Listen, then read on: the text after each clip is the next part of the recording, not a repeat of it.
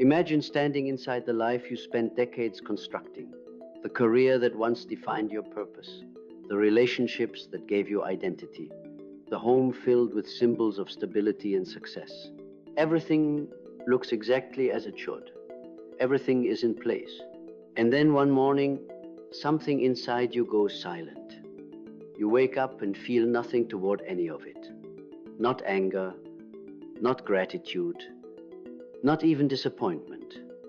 Just a strange, hollow awareness, as if you are observing a life that belongs to someone else. It is not that things have gone wrong. It is far more unsettling than that. It is the realization that, on some deep level, things were never truly right to begin with. It feels as though you have been following a blueprint you never consciously chose, wearing a face carefully shaped by expectation, performing a role so convincingly that even you began to believe it was real.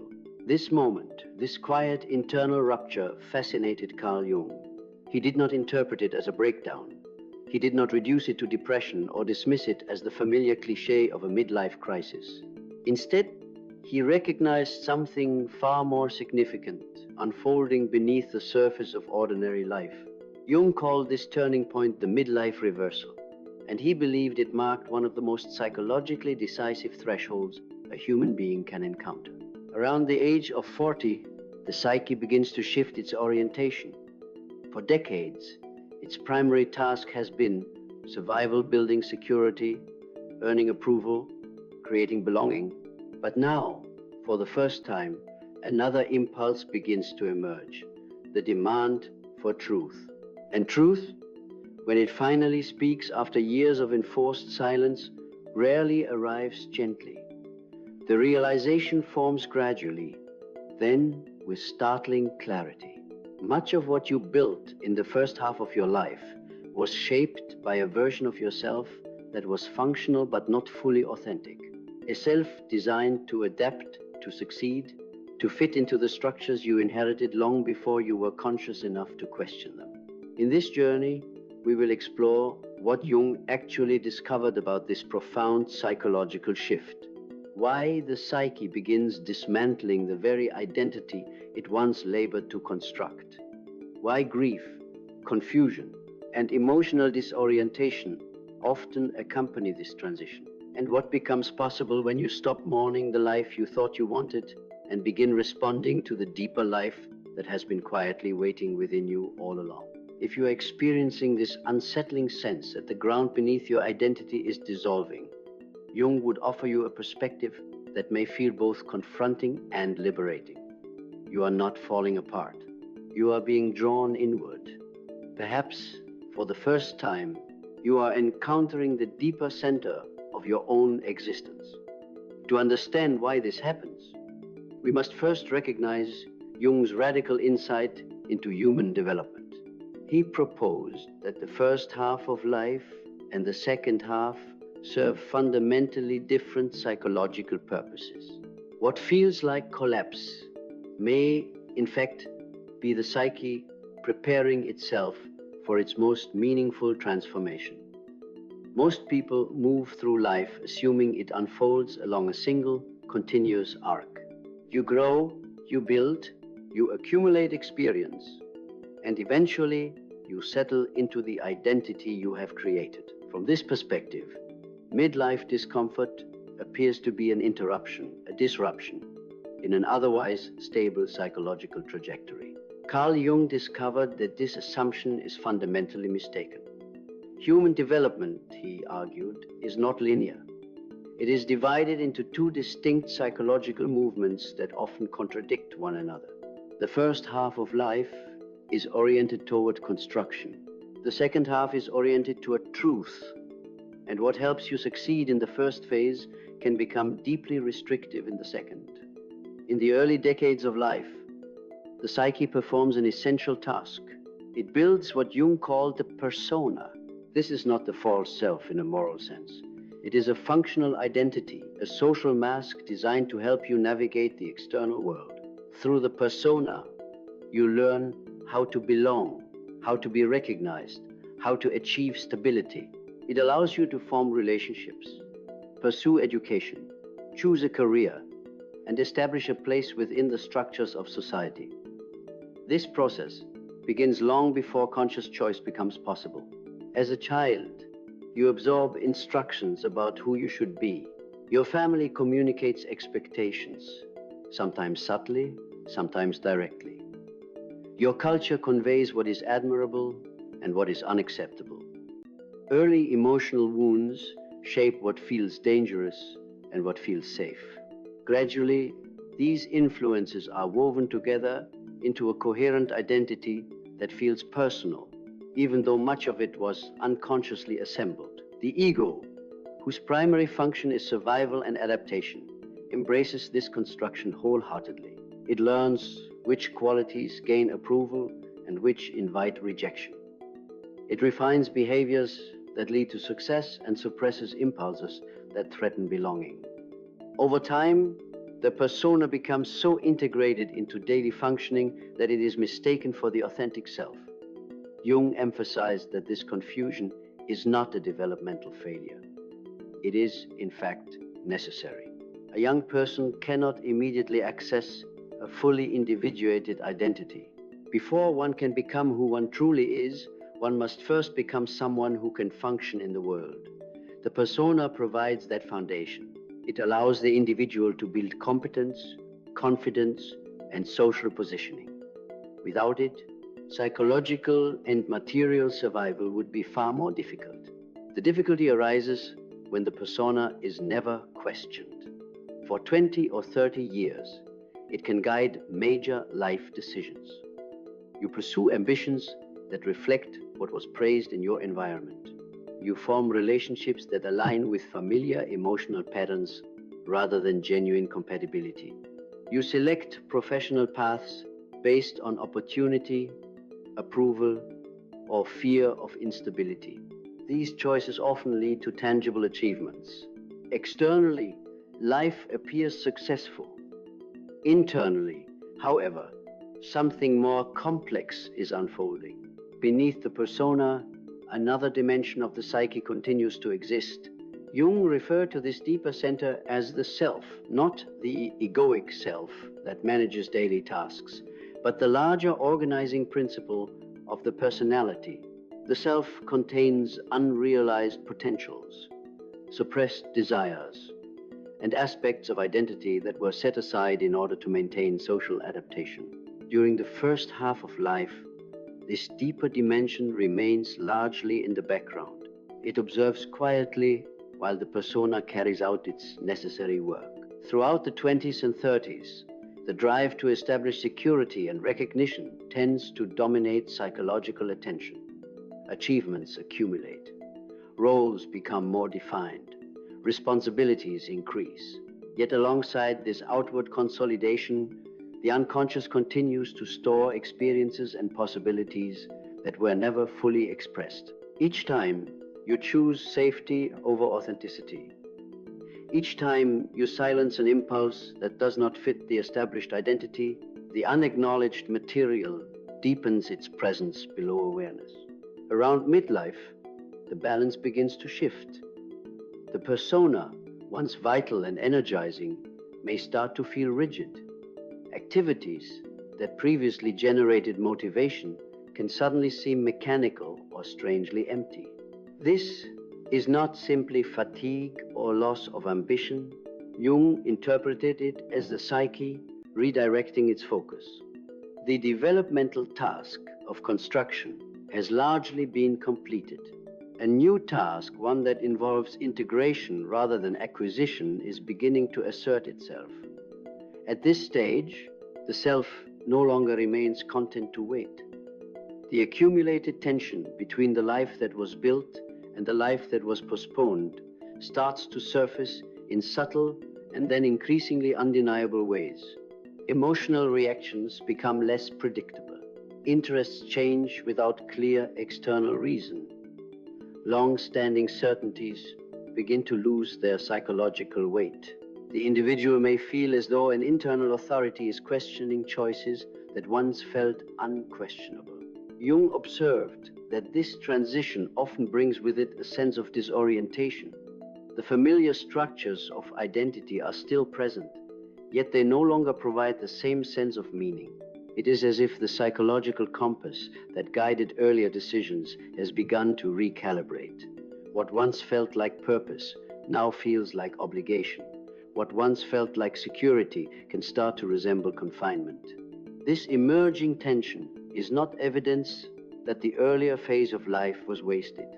Rather, it signals that the psyche is preparing for a different kind of development, one that requires confronting aspects of experience that were previously deferred. The persona fulfilled its role by helping you survive and establish yourself. But survival and authenticity are not identical goals. As midlife approaches, the demand for a more integrated form of existence becomes increasingly difficult to ignore.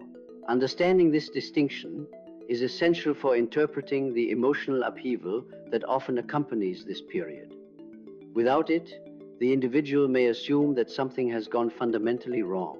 With it, the experience can be recognized as part of a deeper psychological movement, one that invites a transition from living primarily through adaptation toward living with greater inner alignment. This is the context in which Jung began to study what happens when the unconscious no longer supports the identity that the conscious mind has spent decades constructing.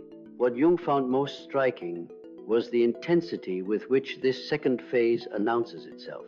The psyche does not gently suggest change once the midlife reversal begins. It destabilizes, it disrupts, it introduces emotional and existential pressures that can feel overwhelming precisely because they do not appear to have a clear external cause. A person who has achieved many of the goals they once pursued with determination may suddenly feel a persistent undercurrent of sadness. Another may experience anxiety that does not respond to the usual strategies of control or reassurance. Interests that once felt meaningful lose their emotional charge. Relationships that seemed secure begin to reveal previously unnoticed tensions. The individual is left asking a disorienting question. If nothing has obviously gone wrong, why does everything feel subtly misaligned? Jung proposed that these experiences are not random disturbances. They are expressions of the unconscious, attempting to correct an imbalance that has been building for decades. During the first half of life, energy was invested primarily in strengthening the persona and fulfilling the expectations attached to it. Now, that same energy begins to withdraw from pursuits that no longer correspond to the deeper needs of the self. What appears from the outside as loss of motivation or instability may actually be a psychological reorganization taking place beneath awareness. This reorganization can manifest in ways that are difficult to interpret. Some individuals encounter what seems like an inexplicable dissatisfaction with their professional path. Others feel a restlessness within long-standing partnerships, not necessarily because affection has disappeared, but because the relationship was originally formed around roles that are no longer sustainable. Still others experience a sudden attraction to creative, spiritual, or intellectual interests that were previously dismissed as impractical. Jung noted that conventional responses often focus on managing the symptoms rather than understanding their meaning. Depression is treated solely as a biochemical imbalance. Career frustration is framed as a need for new external goals. Emotional distance in relationships is attributed to communication problems that can be resolved through technique. While such interventions may provide temporary relief, they do not necessarily address the underlying developmental shift that is occurring. From Jung's perspective, the psyche is deliberately challenging the structures that once ensured stability. It is not attempting to destroy the individual's life, but to reveal where adaptation has come at the expense of authenticity. This revelation can be profoundly unsettling because it requires acknowledging that certain choices were made from fear, from the desire for approval, or from unconscious identification with inherited expectations. One of the most demanding aspects of this process is the confrontation with what Jung described as the unlived life.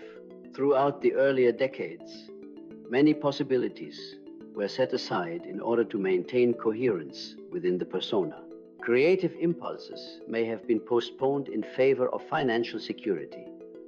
Emotional truths may have been muted to preserve harmony.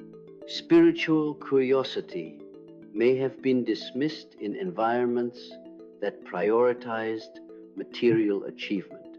These deferred aspects do not disappear.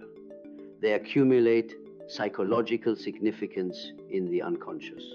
When midlife arrives, the pressure created by this accumulation can become difficult to contain. Individuals may find themselves flooded with long-forgotten desires or confronted by a sense that time is finite in a way that was previously abstract. The realization that certain paths can no longer be taken in the same form intensifies the urgency of the moment. This can produce a mixture of grief and awakening, grief for what was sacrificed, and awakening to what still seeks expression.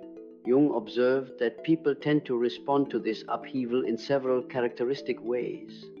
Some attempt to restore the previous equilibrium by recommitting to the identity they already know. They increase their efforts to succeed according to established standards, hoping that renewed discipline will silence the inner discontent. Others react impulsively, making dramatic external changes without engaging in the reflective work necessary to understand their motivations. They may change careers and relationships, or relocate, only to discover that the underlying patterns remain intact. A smaller number approach the transition with conscious awareness. They begin to ask not only what is changing in their circumstances, but what is changing in their relationship to themselves.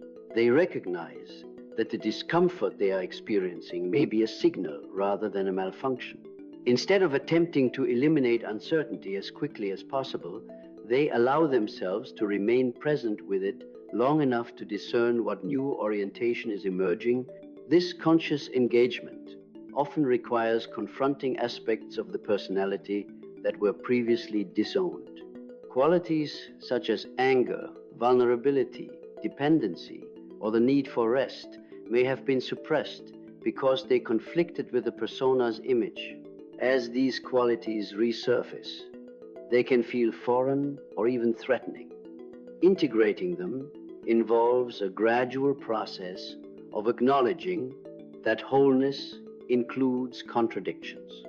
The individual is not becoming less stable. They are becoming more complex and more internally coherent. Jung emphasized that this stage of life invites a movement away from living primarily for external validation toward living from an inner center of gravity. Decisions are less likely to be guided by the question, how will this be perceived? And more by the question, does this correspond to what I am genuinely experiencing? Such a shift can alter not only personal choices, but also the texture of relationships. Interactions become less performative, and at times more demanding because they require authenticity from all parties involved. Surviving this phase does not necessarily mean achieving constant happiness or certainty. Rather, it involves developing a deeper tolerance for ambiguity and a greater willingness to engage with psychological material that was previously avoided. Over time, individuals who move through the midlife reversal consciously often report a different quality of presence. They describe feeling less driven to prove themselves and more interested in understanding the symbolic significance of their experiences. In Jung's view, this transformation marks the beginning of individuation in its fuller sense. The personality is no longer organized solely around adaptation to the external world. It begins to orient toward integration of the inner world as well.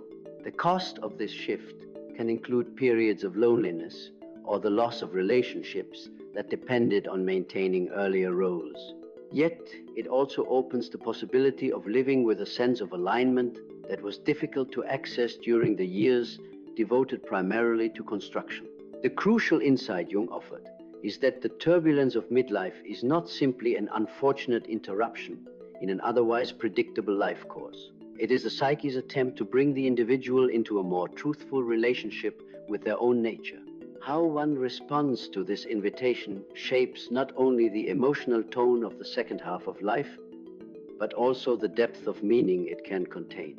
What Jung ultimately wanted people to understand was that the midlife awakening is not simply a psychological disturbance to be managed. It is a developmental passage, one that carries both loss and possibility in equal measure. When the structures of identity that guided the first half of life begin to dissolve, the experience can feel like a personal collapse. Yet from a depth psychological perspective, it is also the beginning of a more conscious form of living. The first decades were devoted to establishing a life that could function within the world's demands. You learned how to perform roles, how to earn recognition, how to maintain stability. These skills were not meaningless. They formed the foundation that allowed you to reach the point where deeper questions could finally emerge. Without that initial construction, the psyche might never have developed the strength required to confront its own hidden dimensions. However, once the reversal has begun, the task changes. The challenge is no longer to accumulate more achievements or to reinforce an identity that has started to feel constricting. The challenge is to listen carefully to what is attempting to take shape beneath the familiar patterns. This often involves grieving the image you once held of yourself. It may require releasing ambitions that no longer resonate, or allowing certain relationships to transform in ways that feel uncertain. Jung believed that this grief is a necessary part of psychological maturation. You are not only letting go of external circumstances, you are also releasing the illusion that the earlier persona represented the entirety of who you could be. As this illusion fades, a different orientation becomes possible, one in which choices are guided less by inherited expectations and more by an emerging sense of inner truth. This transition does not guarantee ease. The second half of life can involve periods of solitude, ambiguity, and sustained self-reflection. Yet it can also bring a quality of presence that is difficult to cultivate while one is primarily concerned with proving worth or securing belonging. Individuals who move through this process consciously often describe a shift from performing life to participating in it more directly. They begin to experience themselves as agents of meaning rather than as characters following a predetermined script. Relationships may change under this new orientation. Some connections deepen as authenticity replaces role-based interaction. Others may fall away if they depend on maintaining a version of the self that can no longer be sustained. This reconfiguration can be painful, but it also creates space for encounters that are grounded in mutual recognition rather than mutual expectation. Jung emphasized that the aim of this later phase is not perfection, nor a permanent state of happiness. It is wholeness. Wholeness includes light and shadow, certainty and doubt, strength and vulnerability. To live more consciously is to accept that identity is not a fixed structure, but an evolving dialogue between what has been lived and what still seeks expression. If you find yourself in the midst of this unsettling transformation, it may help to remember that disorientation can signal growth. The feeling that your previous life narrative no longer fully contains you does not necessarily indicate failure. It may indicate that the psyche is preparing to integrate dimensions of experience that were postponed during the years devoted to adaptation. The pain of this passage is real, as is the confusion that accompanies it. Yet Jung believed that enduring this process with awareness can lead to a life that feels more deeply inhabited. A life shaped not only by necessity, but by conscious engagement with one's own inner reality. In this sense, the first 40 years can be understood as preparation, a rehearsal in which you learn the language of the world. What follows is an opportunity to speak in a voice that is unmistakably your own, not the voice of expectation or fear or inherited identity, but the voice that emerges when the various parts of the psyche begin to recognize themselves as belonging to a single, more integrated whole. Midlife awakening, then, is not merely an ending, it is also a beginning, a psychological birth that invites you to inhabit your existence with greater honesty and depth. The structures that are dissolving may have once protected you. Now, their dissolution can reveal a more authentic direction. To walk this path requires patience and courage. It asks you to remain present with uncertainty long enough for new meaning to form. Yet on the other side of this transition lies the possibility of living in a way that feels internally grounded rather than externally imposed. A life that is not simply endured or performed, but consciously lived.